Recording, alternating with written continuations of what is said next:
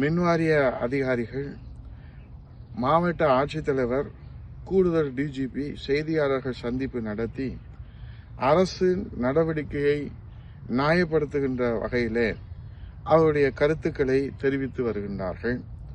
அதைத் தொடர்ந்து மிக உயர்ந்த பொறுப்பான வருவாய்த்துறை செயலாளர், மக்கள் நல்வாழ்வுத்துறை செயலாளர், டிஜிபி அவர்கள், கூடுதல் டிஜிபி அவர்கள் கூட்டாக அரசினுடைய நடவடிக்கைகளை நியாயப்படுத்துகின்ற வகையிலே கருத்துக்களை தெரிவித்து வருகின்றார்கள்.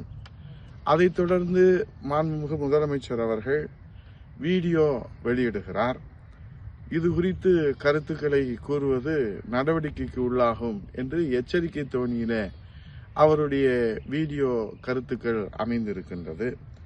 இப்போது நேற்றைய தினம் செந்தில் பாலாஜி அவசரமாக என்று சொல்வதை காட்டிலும் பதற்றத்தோடு அவர் செய்தியாளர்களை சந்தித்து கூறிய கருத்துக்களும், இவ்வளவு பதற்றப்பட்டு அமைச்சர் என்ன சொல்ல வருகிறார் என்பது நமக்கும் புரியவில்லை, நாட்டு மக்களுக்கும் தெரியவில்லை.